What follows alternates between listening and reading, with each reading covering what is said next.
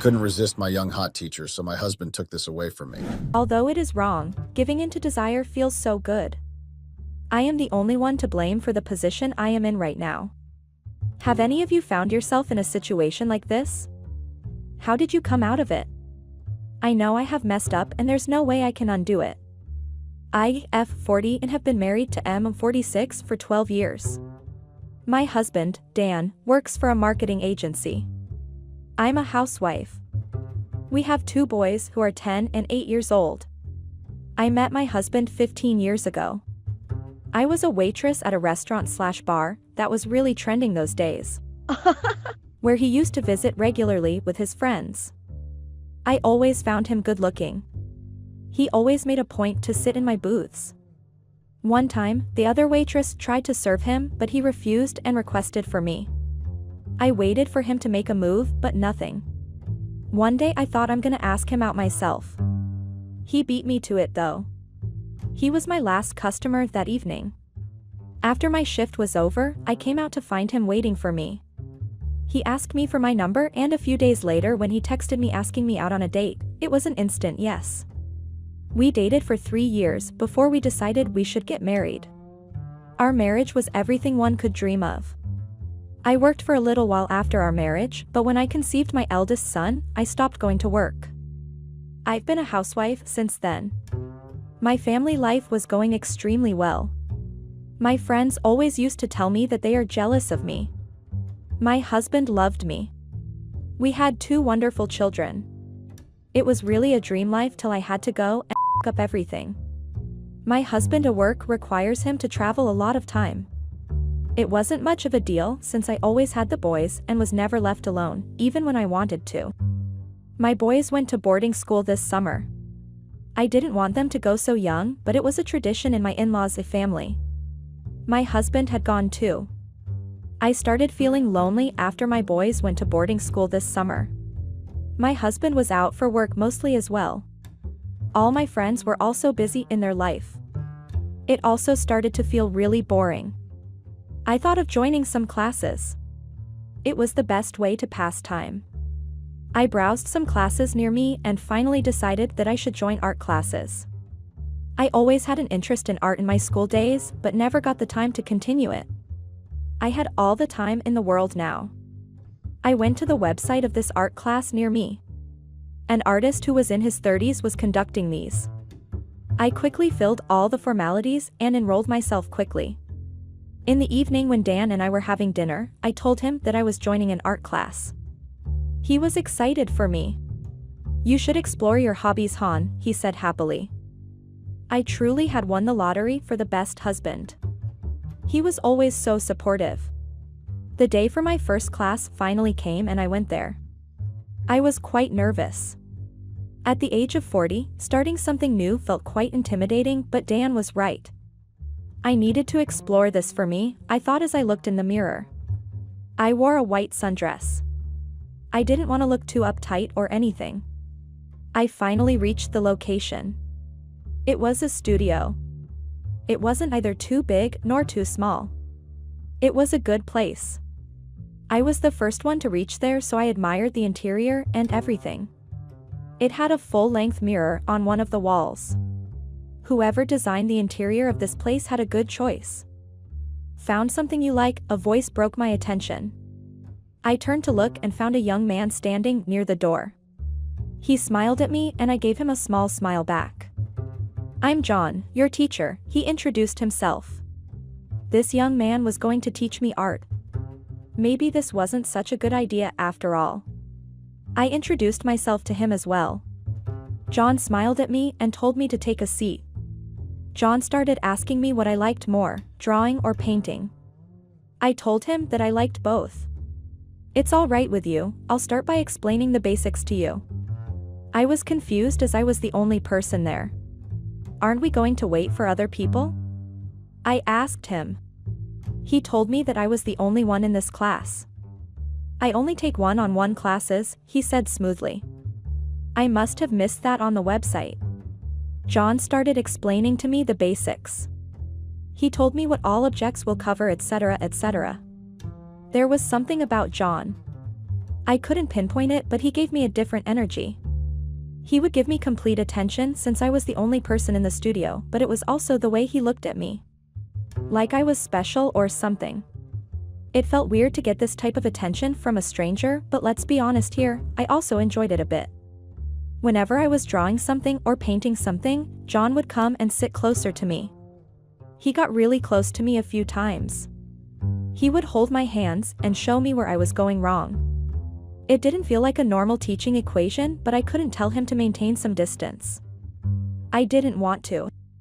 I always looked forward to going to the studio. Even though I had scheduled classes twice a week, John had told me that I was always welcomed here to hang out or to draw something. Whenever I used to visit the studio, John would always treat me with such warmth and gentleness. It felt good. Even though, it also felt wrong to receive this type of attention from a stranger when I had a loving husband back home. Dan had gone out of station for a work-related thing. I thought that instead of being alone at home, I should head to the studio. I got ready, putting a bit extra than I would have normally put in. I picked a cute dress and also applied my favorite red lipstick. I told myself, I'm doing it for me, but a part of me knew that I was lying. I went to the studio and found John there. He was surprised to see me. I told him that I would like to draw something here if that's all right with him. He said it was perfectly fine and we both took our seats. I was engrossed in the piece I was working on that I didn't realize when John came and stood behind me. It was only when he placed his hands on my shoulders that I looked up at him. Beautiful, he said. Oh, thank you, it isn't completed yet though, I thanked him. He laughed then. That piece is great, but I was talking about you. You look beautiful tonight, oh. I was stunned.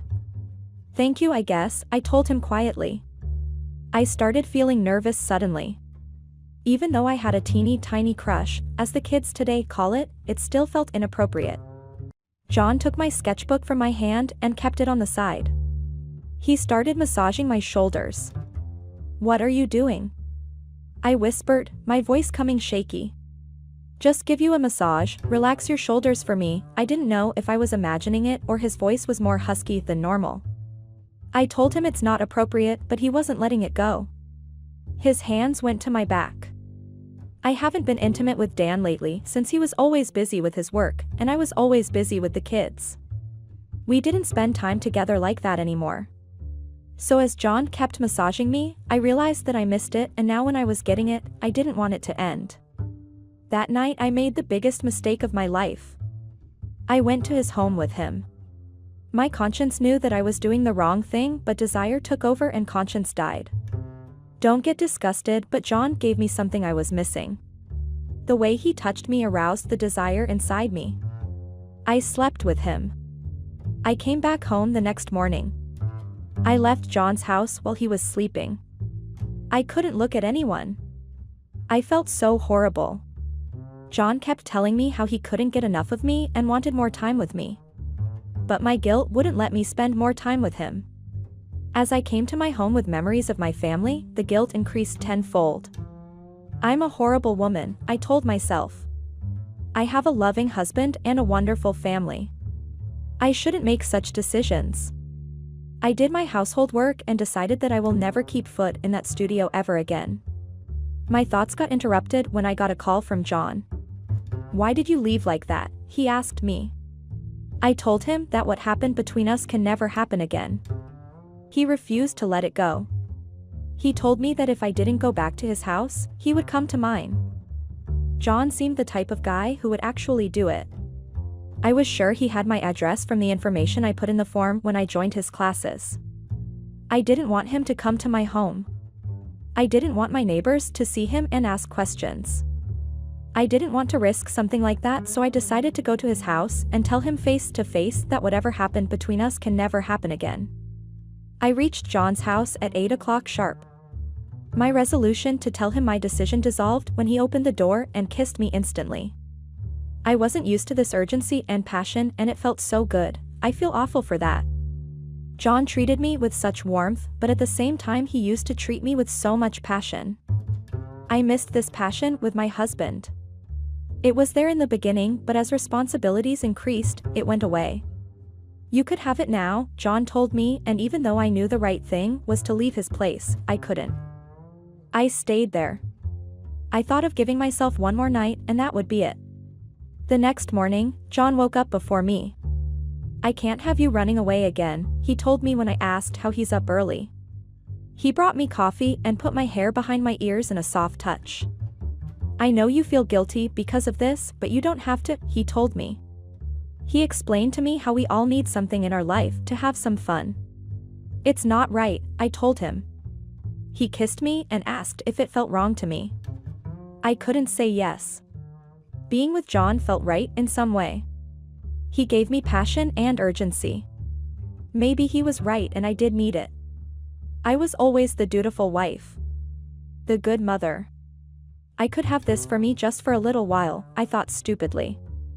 I told John that if we agreed to continue this, we have to be secretive about it. We came to a conclusion as to how we will meet on days when Dan will be out for work. Dan wouldn't even notice this, I thought in my head. I left John's house and came to my home. Dan was going to come home that night. I did some cleaning around the house and then prepared dinner for him. Dan came home around evening. While we were having dinner, he told me that his mother's birthday was coming up and they were having a party at their villa. My mother-in-law's birthday has always been a huge celebration. The whole family, they have a pretty big family, comes together and celebrates it. Everyone loves it because it's those few times when the entire family comes together. I told him that I was going to get her birthday gift soon. The day of the family gathering came.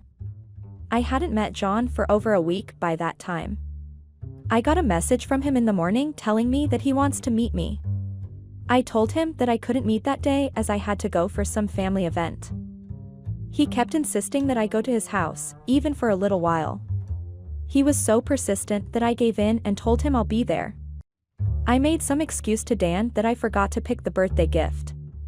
I made my way to John's house. As soon as I made my way inside his house, he started kissing me. I kissed him back and we went to his bed.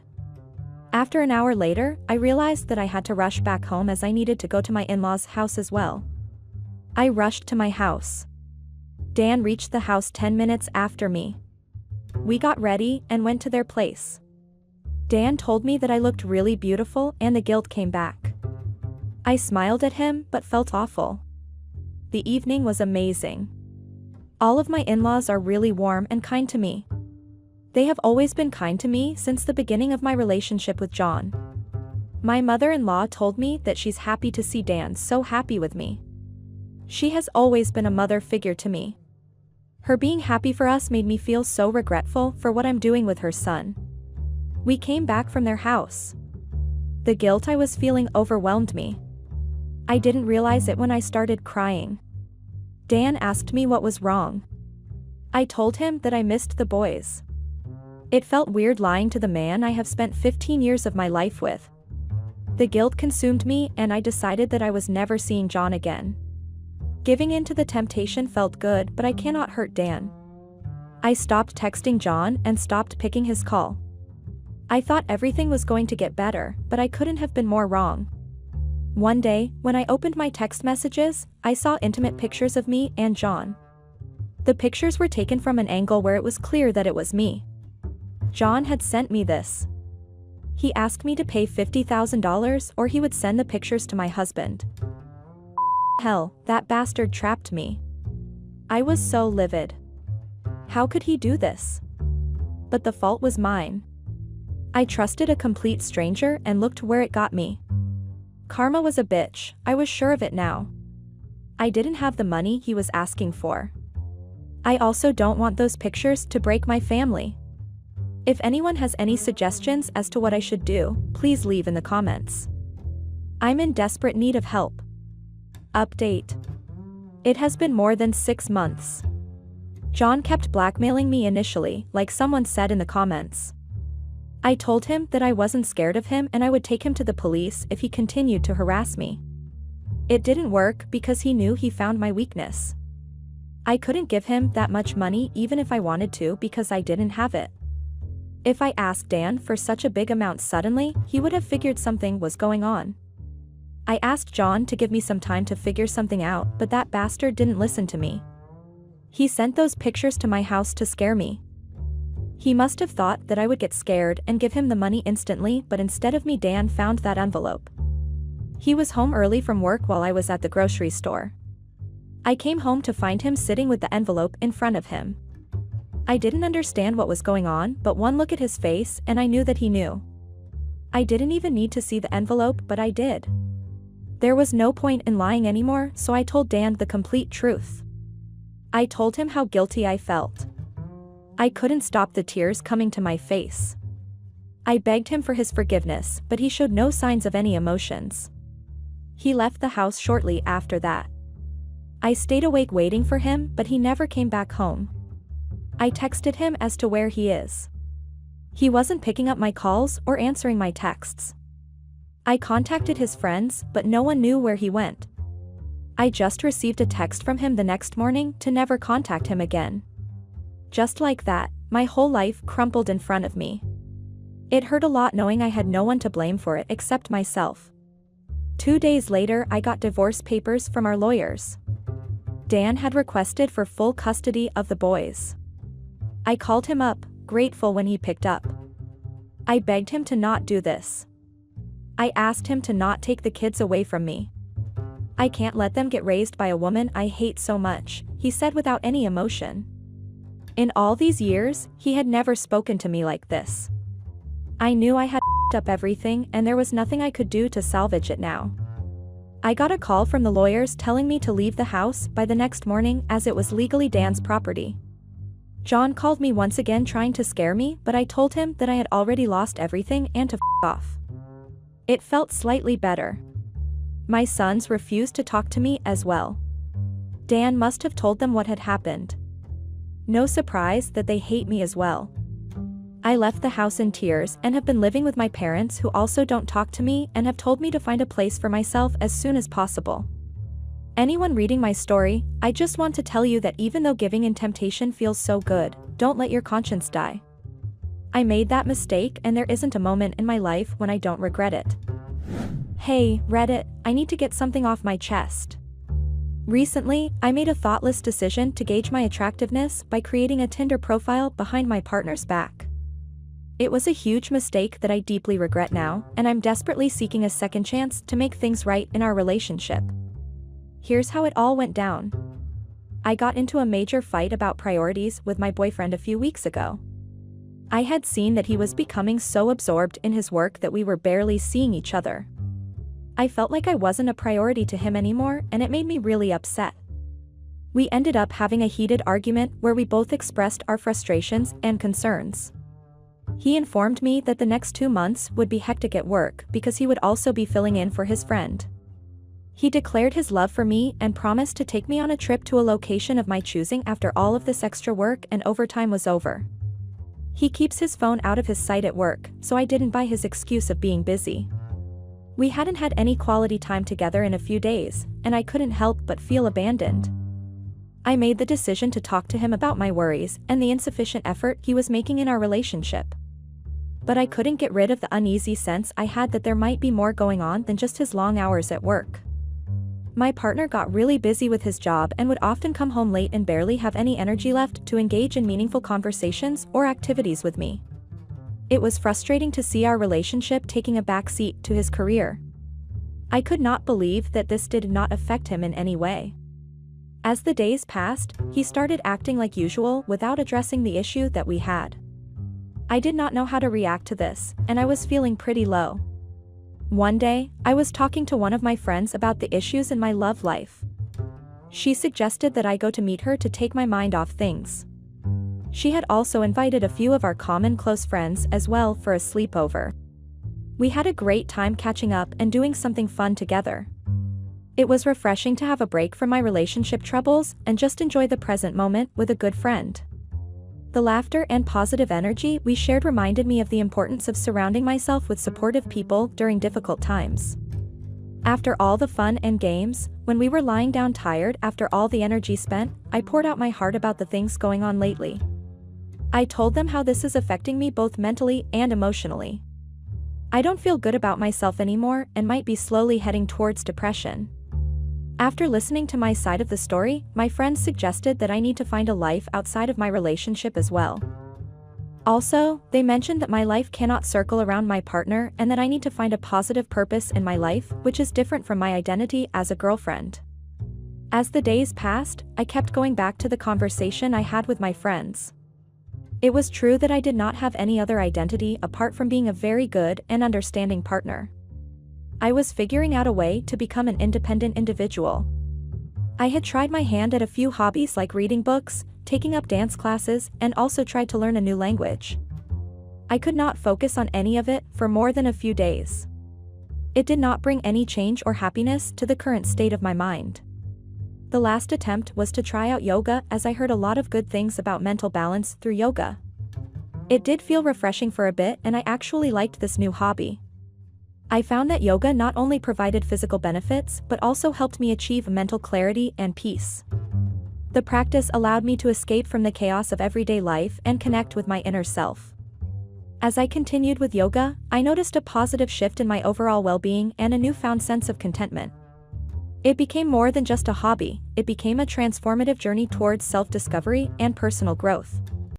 Once as I was doing my daily yoga session, I stretched a little too much and injured my leg. I tore a ligament in my leg and could not do any physical activities for 2 weeks. When the same was informed to my boyfriend about my leg injury, he paid little to no attention to it. This caused further rift in our relationship. It made me wonder if this was the same guy that made my heart skip a beat in the past. It was very alarming to see little to no reaction from him for my state. In fact, he actually blamed me for trying to fill up my boredom with something productive. Since I was bedridden without much movement, I would just be a couch potato and do a lot of mindless scrolling on social media. I had no option but to be bored day after day. I wanted to change that, so after a lot of thought, I decided to create a Tinder account with the sole intention of seeing if I could receive validation from strangers on the internet. I wanted to know if I still had it. I carefully selected my best photos and crafted a witty bio, hoping to put my best foot forward. With a flick of a metaphorical switch, I entered the world of swiping right and left. At first, it was exciting. Seeing the matches flood in and reading flattering messages from potential suitors, it was the validation I had craved from my partner for a long time. It fueled my ego and temporarily soothed my self-doubt. A few days into the left and right swipe world, I was enjoying all the attention that I was getting from all places. This was something that I had been missing in my life. I was gaining confidence and starting to have a new identity for myself. Though it was superficial, I could not stop myself from checking and/or responding to all the messages I was receiving. It was quite overwhelming. As the responses started rolling in, it seemed harmless at first, a mix of compliments and constructive criticism. However, things quickly took a turn when my inbox began overflowing with DMs from strangers, leaving flirtatious comments and attempting to initiate conversations. I didn't know how to react. Part of me felt flattered by the attention, while another part felt guilty for even putting myself in that situation. I never intended to cross any boundaries or entertain advances from others. But deep down, I knew this was an experiment that could quickly spiral out of control. It didn't take long. One day, out of the blue, my partner asked me if I was on any dating apps. My face turned pale, and no words came out of my mouth. In all this thirst for validation, I had actually forgotten what I was putting at stake. I lied through my teeth, saying that I did not need any apps as I already had what I needed. There was nothing much said after that, and I had forgotten about this conversation with my partner. Days went by, and I did not think much of it. The endless cycle of swiping, matching, and messaging on dating apps continued as usual. However, deep down, a sense of guilt started to gnaw at me. I couldn't help but wonder if my partner had suspected my lie and if it would come back to haunt me in the future. I decided to delete my Tinder account. Before I could do that, my life turned upside down. My partner confronted me on the same day, showing me a picture of myself along with screenshots of chats that I had been mindlessly sending out on Tinder. I was speechless and ashamed at the same time. There we were in the middle of a full-blown confrontation from my partner. I accused him of going through my phone as I had nothing else to say in my defense. He told me that he never did and will never stoop down so low. He told me that his friend's brother who had recently moved in town was looking for some company on Tinder. He started chatting with a really hot girl. He showed one of the girl's pictures to his brother, who immediately recognized that it was you. He asked me if he remembered the day he asked me about dating apps, and I lied. That was him trying to see if I would come clean. When he initially asked me about it, he indicated that he trusted me to tell the truth. I had stabbed him in the wound with my falsehood. He was devastated to learn that I had not only created a Tinder account but had also shared our anniversary photos, which he had taken, with everyone on the app. I was not sure if he would ever be able to trust me. I begged my partner that it was nothing serious and that I was just bored. I was only trying to get some validation, as he had been too busy lately. I was feeling lonely and had doubts about this relationship. It was all in vain. He read me a few chats that I had sent a few guys and told me that it made him sick. The trust we had built over the years was shaken, and our once solid foundation started to crumble. The jealousy and insecurity gnawed at us, causing arguments and distance between us. I never meant to hurt him, but my misguided experiment backfired spectacularly. I apologized profusely, explaining that I never intended for things to escalate this way. I admitted my foolishness and the hurt I caused him. I begged for forgiveness and a second chance to rebuild what we had lost. His trust in me has been broken, and I fear that I may have irreparably damaged our relationship. I love him more than anything, and I can't bear the thought of losing him over my own thoughtlessness. I want to remind everyone that our attractiveness should never be solely defined by others. Our worth is not determined by matches, likes, or upvotes. We are so much more than that. I'm slowly picking up the pieces of my shattered self-esteem. Therapy, self-reflection, and supportive friends have helped me realize that my worth lies within, not on a dating app. I'm learning to embrace my imperfections and love myself for who I am, beyond the superficial judgments of strangers. So, Reddit, I turn to you for advice. How can I make amends and prove to my boyfriend that he is the only one I desire? Is it possible to rebuild the trust we had, or have I destroyed it beyond repair? I'm ready to do whatever it takes to make things right, but I fear I may have already pushed my boyfriend too far away. Comments *. 1. U/Reddit user 1 *. OP, first and foremost, acknowledge that what you did was a mistake and take full responsibility for it. It's important to have open and honest communication with your boyfriend to reassure him of your love and loyalty. Patience, understanding, and showing consistent actions that prove your commitment can help rebuild trust. Good luck. 2. U/Reddit user 2 *. You are completely in the wrong in the first place to make a Tinder account. Play stupid games, win stupid prizes. 3. U/Reddit user 3 *. I beg to differ from all the others saying that it is all your fault. He is a manipulating man for trying to bind you to him. OP, clearly he did not treat you the way you deserve to be treated, and when you started seeking validation outside, he seemed to be upset and furious. This is typical male-dominating behavior that we commonly see everywhere around us. I would suggest you to start afresh and stay away from such men. 4. U/Reddit user 4 *. Ha ha ha ha ha, karma is real, you want advice? Go buy a mirror. How can you possibly make that many bad decisions in a row? You completely deserved what you got. Update, it has been days since my partner moved out of the house. He does not want to have any sort of communication with me. He sent his friend over to pick up all his belongings and does not want to disclose where he has been staying. I am really unsure of what I should be doing to get him back in my life. I feel like I have ruined something that was once beautiful, and now I'm left with a deep sense of regret.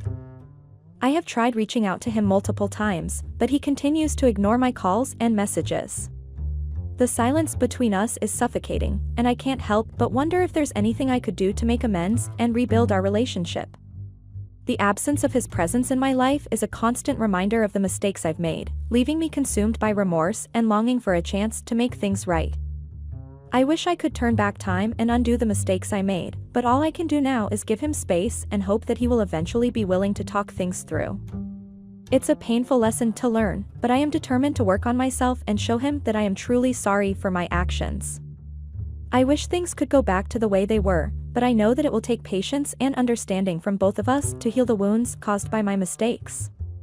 I am hopeful that with time and effort, we can create a new and stronger foundation for our relationship, one built on trust, communication, and forgiveness. I now cherish the little things that we did for each other even more than ever because they hold precious memories of our time together. These small gestures of love and kindness remind me of the deep connection we shared, and I find solace in knowing that our bond will forever be cherished in my heart. All those memories haunt me at night as I lay in bed reflecting on the beautiful moments we had together.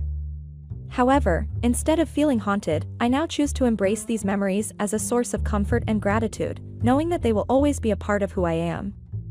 I was so blinded on getting validated by others that I failed to see the true value of our relationship. But now, I realize that it was never about seeking validation from anyone else, it was about the genuine love and happiness we brought to each other's lives. Those memories serve as a reminder to prioritize authentic connections over external validation, and I am grateful for the lessons they have taught me. I understand that rebuilding trust takes time and effort, so I am committed to demonstrating genuine change through my actions rather than just words. In the meantime, I will focus on personal growth and self-reflection to become a better person for both myself and our relationship. I will actively seek opportunities to learn from my mistakes and work on any underlying issues that may have contributed to the breach of trust. Additionally, I am open to seeking professional help or guidance if necessary, as I am fully dedicated to rebuilding the trust that has been broken. I understand the importance of receiving support in navigating this process. It is crucial for me to take responsibility for my actions and show a sincere willingness to make amends. By doing so, I hope to gradually rebuild the trust that was lost and create a stronger foundation for our relationship moving forward. After all of this upheaval caused by the faults I had made in the ideal relationship we enjoyed, I hope my narrative has a happy and good conclusion. I want to think that our love will triumph and that we will find a way to move past these difficulties and grow as a couple. I cling to the faith that our relationship is strong enough to get us through whatever challenges we face, despite the hurt and uncertainty. I would not give up on my relationship and try every means possible to amend things with my partner. Next update once there are any improvements to the current situation. Thank you all for going through my journey and being supportive and providing me with your opinions, which helped me face this problem.